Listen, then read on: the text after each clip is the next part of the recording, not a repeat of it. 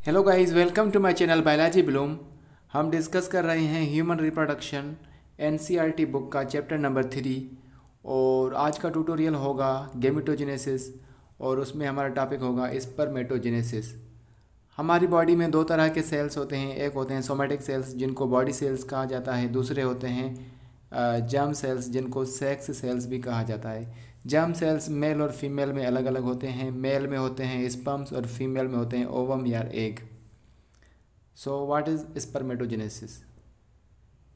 सबसे पहले गेमेटोजेनेसिस, ये एक प्रोसेस है जिसमें गैमीट्स बनते हैं, sperms in male and ova in female by the testes and ovaries respectively. Spermatogenesis and oogenesis, इस ट्यूटोरियल में हम जस्ट स्पर्मेटोजेनेसिस को डिस्कस करेंगे, नेक्स्ट में हमारा oogenesis होगा। तो what is it? Spermatogenesis is the formation और production of sperms in male in testes. The immature male germ cells which are known as spermatogonia, they produce sperms by spermatogenesis that begins at puberty। Spermatogenesis start होता है at the age of puberty, जिसको हम sexual maturity भी कहते हैं। जब बंदा babies produce करने के लायक बन जाता है तब से स्पर्म की फॉर्मेशन स्टार्ट होती है टिल दी ओल्ड एज। तो स्पर्मेटोगोनिया, ये सिंगुलर स्पर्मेटोगोनियम बोलते हैं, ये एक तरह के सेल्स होते हैं जो कि इनसाइड दी सेमिनेफ्रस ट्यूब्यूल्स पाए जाते हैं।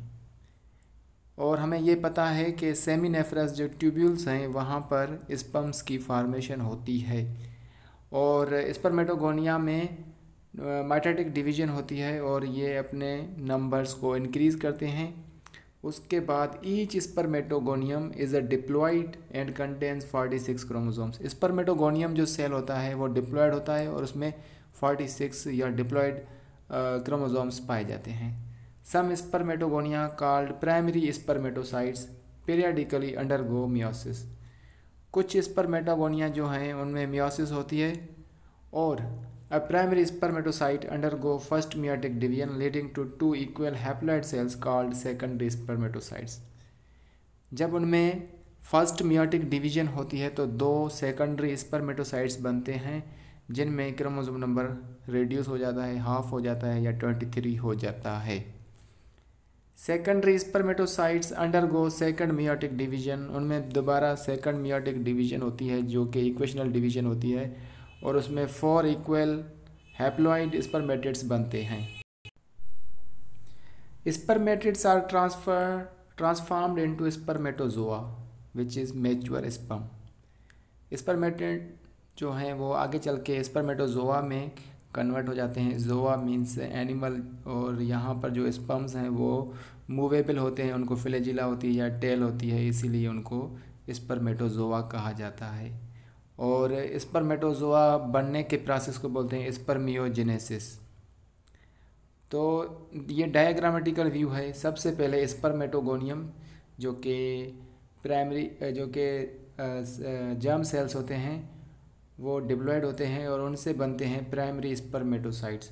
प्राइमरी स्पर्मेटोसाइट में मियोसिस होती है जिनसे दो सेल्स बनते हैं जो हैप्लॉयड होते हैं जिनको सेकेंडरी स्पर्मेटोसाइट्स कहते हैं। वो आगे चल के स्पर्मेटिड्स में कन्वर्ट हो जाते हैं मियोसिस 2 के द्वारा, और स्पर्मेटिड्स आगे चल के स्पर्म सेल्स या स्पर्मेटोजोआ में कन्वर्ट हो जाते हैं और सब सेल्स फंक्शनल होते हैं। Sperm heads are embedded in the Sertoli cells. Sperm के जो हेड्स हैं वो सर्टोलाई सेल्स में एम्बेडेड होते हैं and they are finally released from the seminiferous tubule. जब वो सेमिनेफ्रस ट्यूब्यूल से रिलीज होते हैं तो उस प्रोसेस को बोलते हैं spermiation. Role of hormones in spermatogenesis. Hormones का क्या रोल होता है स्पर्मेटोजेनेसिस में? Spermatogenesis starts during puberty, we have discussed. Puberty के दौरान स्पर्मेटोजेनेसिस स्टार्ट होती है and with a significant increase in hypothalamic hormone. यहाँ से हाइपोथैलेमिक हार्मोन्स रिलीज होते हैं जिनका नाम है GnRH, गोनेडोट्रोपिन रिलीजिंग हार्मोन। ये इनकी इंक्रीज्ड लेवल क्या करती है? एंटीरियर पिट्यूटरी ग्लैंड पे एक्ट करती है और एंटीरियर पिट्यूटरी ग्लैंड को स्टिमुलेट करती है फॉर सीक्रेशन ऑफ 2 गोनेडोट्रोपिन्स जिनका नाम है LH luteinizing hormone and FSH follicle stimulating hormone. ये 2 हार्मोन्स रिलीज होते हैं। और FSH एक्ट्स ऑन सर्टोलाइट सेल्स जो कि स्टिमुलेट करते हैं सिक्रेशन ऑफ सम फैक्टर्स, और वो फैक्टर्स स्पर्मियोजेनेसिस के प्रोसेस में हेल्पफुल रहते हैं। स्ट्रक्चर ऑफ स्पर्म, स्पर्म का क्या स्ट्रक्चर होता है? स्पर्म कंपोज्ड ऑफ हेड, इसमें हेड होता है, नेक होती है और मिडिल पीस होता है एंड अ टेल। ये 4 पार्ट्स होते हैं एक स्पर्म के या स्पर्मेटोजोआ के। अब plasma membrane encloses the whole body of sperm, plasma membrane sperm की बॉडी पे होती है। And head contains elongated haploid nucleus, जो हेड है उसमें एलोंगेटेड हैप्लॉइड न्यूक्लियस होता है। एंटीरियर पोर्शन एक which is covered by a cap like structure जिसको एक्रोसोम बोलते हैं। जो हेड का एंटीरियर पोर्शन होता है वो कैप लाइक स्ट्रक्चर होता है जिसको एक्रोसोम बोलते हैं। The acrosome is filled with enzymes, acrosome enzyme से फिल्ड होता है जो कि फर्टिलाइजेशन के प्रोसेस को हेल्पफुल या उसको हेल्प करता है। नेक कंटेंस 2 सेंट्रियोल्स, नेक में 2 सेंट्रियोल्स होते हैं। A proximal centriole which is necessary for first cleavage division of zygote, जो कि जाइगोट की फर्स्ट क्लीवेज डिवीजन के लिए नेसेसरी होता है। एंड डिस्टल सेंट्रियोल, और एक डिस्टल सेंट्रियोल होता है जो गिव राइज करता है एक्सियल फिलामेंट ऑफ टेल को।